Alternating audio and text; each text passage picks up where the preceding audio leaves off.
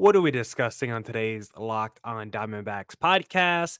Checking in on former D-backs in the World Series and doing a little Brandon Pfaadt player review.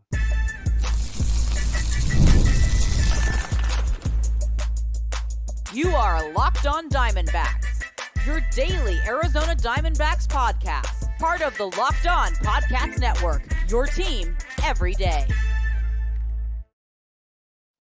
Welcome into the Locked on Diamondbacks podcast, part of the Locked on Podcast Network, your team every day. You're listening to who? The always charismatic host of this podcast, Millard Thomas, multimedia journalist and a graphic designer. So please go check out my website, millardthomas24.myportfolio.com. On there you can see all my latest work, from my packages to my articles to my photos and my graphic design. If you want to see more content by me, please follow me on Twitter at CareerThomas24 for my personal account, or look up Locked On Diamondbacks both Twitter and Instagram for the podcast handle. Today's episode is brought to you by FanDuel. You can start the season with a big return on FanDuel. New customers can place a $5 bet, and you'll get started with $150 in bonus bets if you win your first $5 bet. Visit FanDuel.com to get started. On today's Locked on Diamondbacks podcast, we're going to be discussing former D-backs now in the World Series, what went right with the D-backs starters this past year, and then wrapping up the podcast with a little Brandon Pfaadt player review. Thank you for making Locked on Diamondbacks your first listen every day. I would not be able to do this podcast without you, my loyal listeners, sharing, subscribing, reviewing, doing all that so I could do this podcast for you. Thank you. It's free. It's available on all platforms, so please continue to tell your friends. And one of those platforms is YouTube. Please hit subscribe to Locked on Diamondbacks on YouTube. All right. Let's get back into the Locked on Diamondbacks podcast and let's discuss former D-backs in the World Series. I believe there's currently three, and I'm talking about on the active roster, not guys who are going to get a ring because they played with the Dodgers or Yankees at some point this year, but guys who are actually playing in the World Series. I believe there's three former D-backs. You guys are definitely going to call me out if I missed anybody. I know that in the YouTube comments. I know how you guys are. You're going to call me out. But I believe there's three former D-backs currently in the World Series. Anthony Banda, Daniel Hudson, and Luke Weaver. And it's very interesting to see these three guys in the World Series because each one of them have a different story to tell. When you look at Anthony Banda, this was a guy who was originally drafted by the D-backs, decided to go back into the draft and was redrafted again by the Brewers, but did play his rookie season with Arizona, where he was not very effective. Only had a 5.96 his first season in the big leagues, 2017 with Arizona. Then after that, the D-backs shipped him off. He was part of that Steven Souza trade that sent Steven Souza to the D-backs, sent Brandon Drury to the Yankees, I think. We also got back Taylor Widener. Like, we had 1 year of Anthony Banda before he dipped. And honestly, after leaving Arizona, I never thought much of Anthony Banda because he was never any good. You look at his career numbers year by year and you look at the ERAs for Banda, like he was a pretty mediocre reliever for basically his entire career outside of 2024, age 30 years old, where all of a sudden Anthony Banda has turned himself into a legit weapon for the LA Dodgers out their bullpen. Where you look at his numbers from this past season and you're like, is that the same Anthony Banda? 3.08 ERA, over 49 innings pitched. Like, it's a pretty large sample size. You look at the velocity on his pitches, like this was a guy who the last few years was sitting around 95 miles per hour with his fastball. Last year was at 95 miles per hour, but this year he's at 96 miles per hour. He's gained a lot of velo on that four-seamer, and it's one of those pitches where in 2021, his velo sat at 94 miles per hour. In 2020, it was sitting at 92. 2019, 92. All of a sudden, he's throwing 96 miles per hour. Uh, I don't know. I don't know how, whether he found a new doctor or new trainer. He's working with someone. I don't know how he added 4 miles per hour to his four-seamer, but he's done that the last few seasons, and now he's throwing gas out the Dodgers bullpen, age 30, having a breakout season, and it's really incredible to see. Never thought Anthony Banda would turn himself into a reliever that you could trust on the big league level, especially on the World Series level. So good for Anthony Banda. Daniel Hudson, he's another interesting guy when you go and look at his career. A guy that started his major league career as a starter back in 2011 with the D-backs, made 33 starts, 222 innings pitched, and a 3.49 ERA. Like a truly, really good season by Daniel Hudson as a starter. Wasn't a big strikeout guy, but didn't walk guys, didn't give up a ton of hard contact. Like he was just a really good pitcher overall. And 2011 is where he kind of peaked with Arizona because 2012, he has a bad 9 starts and then undergoes Tommy John surgery. 2013 undergoes a second Tommy John surgery. He's done as a starter. D-backs bring him back the next 3 seasons as a reliever where he's never able to like truly recapture his form. He goes off to Pittsburgh, the Dodgers. He just starts to go all around as a journeyman, as a reliever, find some footing with the Nationals where he wins the World Series in 2019. From then on, he kind of turns himself into a legit weapon out the bullpen. We've seen him with the Padres. He's been with the Dodgers the last couple seasons, and he's been one of the best relievers for the Dodgers the last couple years because Daniel Hudson, the thing with him, like again, like Anthony Banda, who just added 4 miles per hour on his fastball. Daniel Hudson is not as dramatic as that when you look at him and his numbers. He didn't just add 4 miles per hour out of nowhere on his fastball velocity. But one thing that Daniel Hudson was able to do as his career went on is turn himself into a strike out machine because you look at Daniel Hudson's K numbers the last few years compared to where he was earlier in his career. I mean, 15 strikeouts per 9 innings in 2023. Not only he only had 3 innings pitched, so we won't even count that. But 2022, 24 innings pitched, 11.1 strikeouts per 9. 2021, 13.1 strikeouts per 9. 2020, 12.2 strikeouts per 9. But you go and look at his K rate numbers back with the D-backs, like he was at 6.9 and 7.3 and 6.8. Like this was a guy who was typically around 7 to 8 strikeouts per 9 from his time with Arizona until like 2019. And now, like the last 4 or 5 years, this guy's like 12 strikeouts per 9 innings. So his velocity didn't tick up out of nowhere like Anthony Banda's, but he has turned himself into a high leverage strikeout reliever, and that's not something that we expected with Daniel Hudson. Then the guy that's most shocking is the dude coming out the pen for the New York Yankees. Luke Weaver has been shocking with what he's been able to do in New York, a place that you would have thought Luke Weaver, who dealt with confidence issues, it seemed like with Arizona. Would you have expected him to go to New York and become this unnerving, unwavering reliever? Like with the Yankees, he had a 2.89 ERA this past season and has just turned into their go-to closer over the last couple months of the season. And it's insane to see how well Luke Weaver has been pitching toward the end of the season, as well how well he's been this postseason. Like the Yankees rely on Luke Weaver, and right now the Yankees are like, if we can just get to the 8th inning with the lead and get the ball to Luke Weaver, we're going to have a chance to win this game. It's insane to see Luke Weaver take over and have this level of dominance. End of the season, the month of September/October, 12 innings with a 1.5 ERA, 2 earned runs over those 12 innings pitch, and he had just taken over this closer role for the Yankees. It's insane to see Luke Weaver turn into this high-level reliever. He's another guy. Last year, 94 miles per hour on his fastball. This year, 95.7 miles per hour on his fastball. Luke Weaver has turned himself into an elite reliever, and I would have never expected Weaver to climb this far in his career. Now, we're going to discuss one thing that each starter did right in 2024 in segment number 2.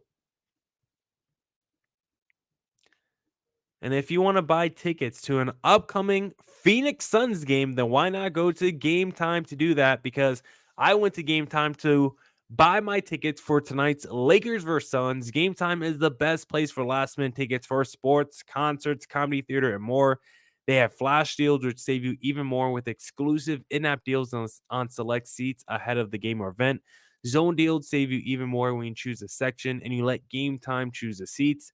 All-in pricing Toggle this feature on to see your total cost upfront with no surprise fees at checkout. They also have the lowest price guarantee, or Game Time will credit you 110% of the difference. Take the guesswork out of buying MLB tickets with Game Time picks. Download the Game Time app, create an account, and use code LOCKDOWNMLB for $20 off your first purchase. Terms apply. Again, create an account or redeem code LOCKDOWNMLB for $20 off. Download Game Time today. Last minute tickets, lowest price, guaranteed.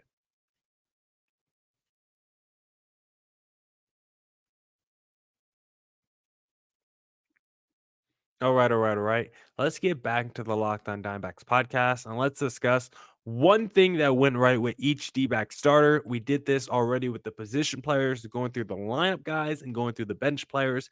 Now I want to discuss one thing each D-back starter did right this past year. And the first guy I'm going to start with is Brandon Pfaadt. And the one thing that he did really well this past year that I was impressed with is cut back on his home runs, because that was an issue for him last year in 2023. Home runs was something that Brandon Pfaadt liked to do a lot, because you look at the numbers and it's very clear 22 home runs allowed in 96 innings pitched just isn't going to cut it. But this year, he basically cut that number in half because he doubled his innings pitch, went from 96 to 181, and his home run total basically stayed the same. 22 home runs last year, 24 home runs this past season. Brandon Pfaadt still had games where he would go 5 innings, 6 innings, but that final inning just give up a big 2-3 run shot, which just kind of messed up his stat line. So I would say, despite him cutting down the home run mark this year, next year, let's cut down on the big home run late in the game, because he still probably did too much of that this past year. Next up, let's talk about Ryan Nelson, because the thing that stood out for me from his 2024 season was the second half he had. Because with guys like Gallen, Kelly out, Erod, Sucky and out, Monty, Sucky and in and out, the D-backs needed some dudes in their rotation to step up. And even when guys were healthy, a lot of these D-back starters weren't very good. Even Brandon Pfaadt started to fall off a little bit in the second half. Well, Ryan Nelson was holding down the rotation, because second half of the season, 64 innings pitched. He had a 3.23 ERA, 1.0 a 1.031 whip, 9.4 strikeouts per nine, and he was just dazzling.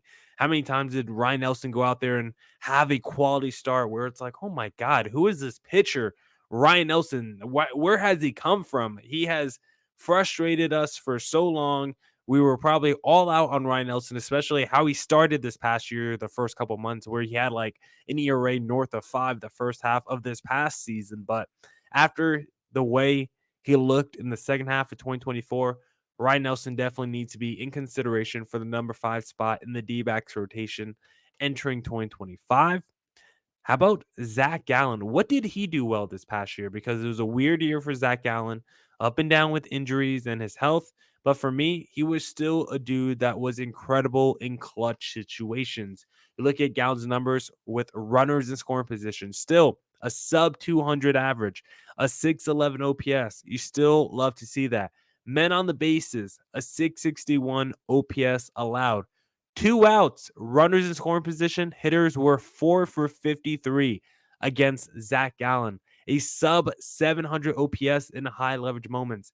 Gallen, yes, he wasn't his best this year. There was definitely times where he struggled. His health was a problem, but whenever there was runners on, in scoring position, threatening the D-backs, threatening the score, Zach Gallen always stepped up to the plate in those moments, and he did again in 2024.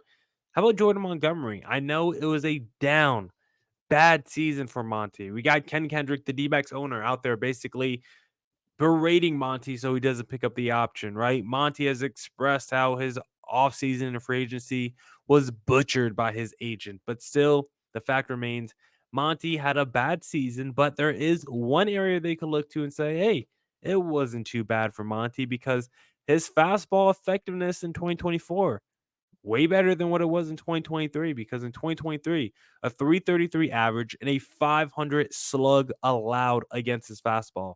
But this past season, a 284 average and a 375 slugging allowed on his fastball with a expected slug of 393. So the numbers weren't fluky for Monty. Despite struggling all year, his fastball was actually one of his most effective pitches, and maybe it's something he needs to lean into a little bit more entering 2025. How about Eduardo Rodriguez? What was the thing that stood out from him this past year? When batters were ahead in the count against Erod, Erod still had good numbers in those situations.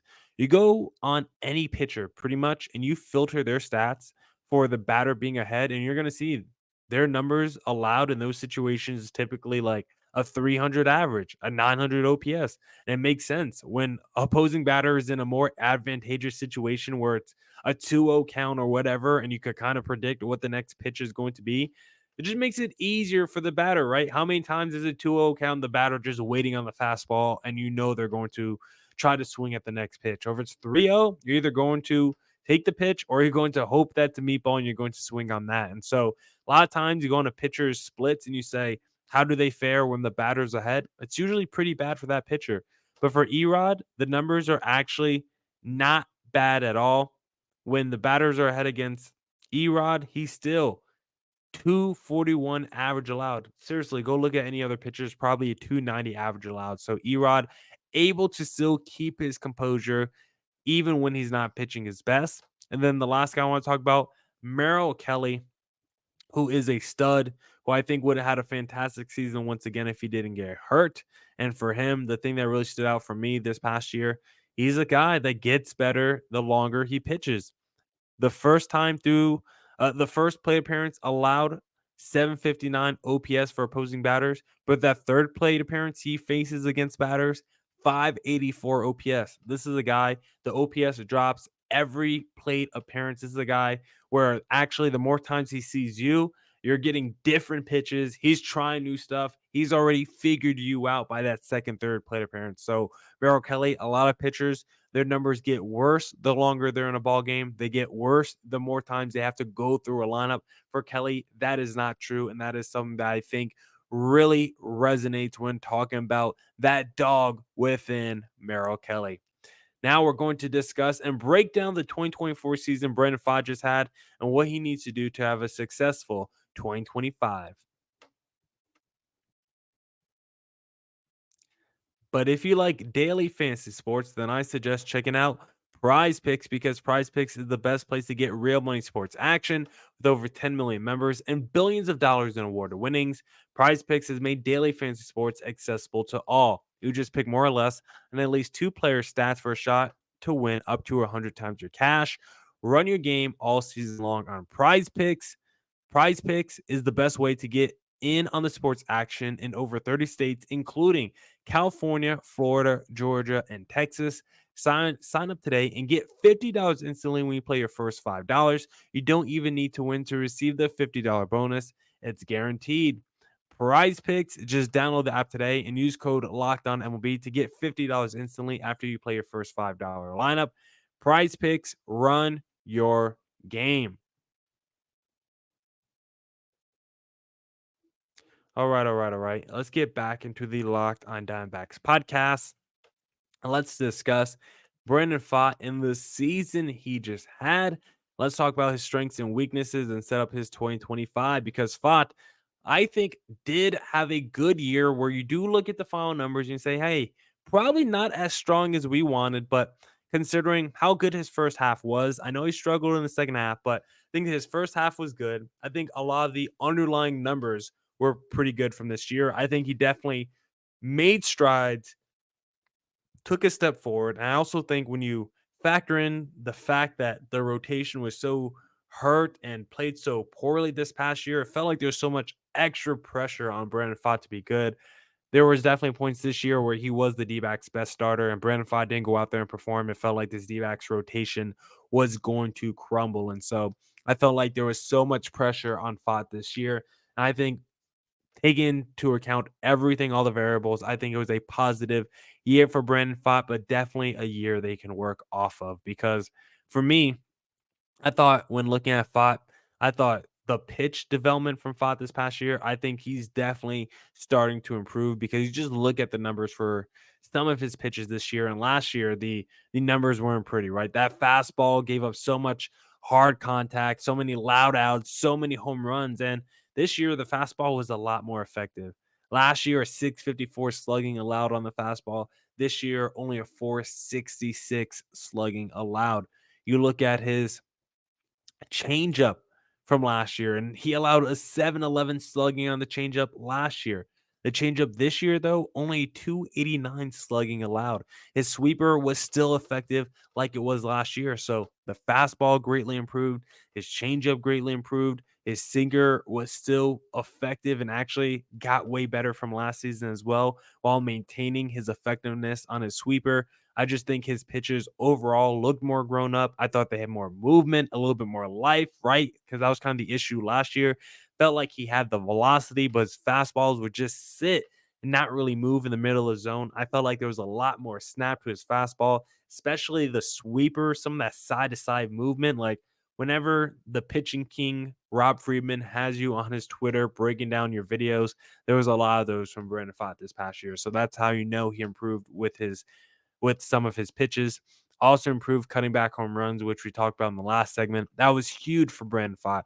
Gave up way too many home runs last year. It was a big reason why Torey Lovello didn't trust him to go deep into ball games because I always felt like he was going to give up a big home run. And there were definitely too many games this past year where he probably gave up a big home run late in a game because there was definitely times where he probably could have finished with an ERA this past season, probably under 4 if there was those 5 to 8 starts he had where he gave up a home run in that fifth or sixth inning after cruising through the first 4, right?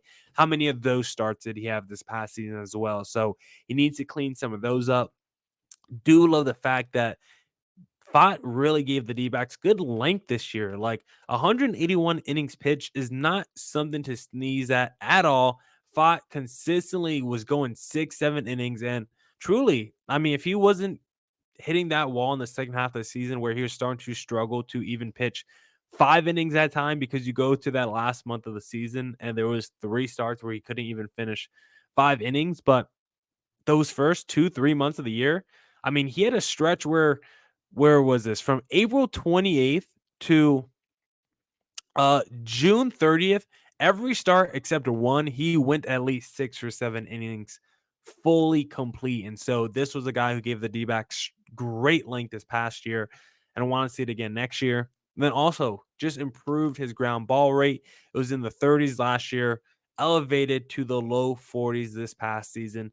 Still giving up hard contact, but when the hard contact is on the ground, you can live with that. That's where we're going to start the conversation of the weaknesses and where Brandon Pfaadt can improve himself, the hard contact. Because despite cutting back the home runs and elevating that ground ball rate, the hard contact is still probably a little bit higher than what we want to see. Exit velocity still close to 90 miles per hour. Hard hit percentage still around 40% allowed as well. Just needs to improve in those areas, right? Like he has he's definitely improved with how his pitches look, with the movement, with the velocity, but now it's more about the effectiveness and making sure you're not leaving those pitches in zones where opposing hitters can really attack it. And so that's something that we need to see from him next year. Need to see him work on his arm fatigue, need to see him work on building that arm strength up because we don't want to see a second half where he hits the wall and he starts to falter once again because this was a guy who was so good the first half. It was so good to the point where when the All-Star game came around and I made predictions for the second half of the season, I thought Fott was going to turn up in the second half and actually finish the year top 10 in Cy Young voting. It did not happen, but I think next year, not out the realm of possibility that Brandon Pfaadt could finish top 10 in Cy Young voting.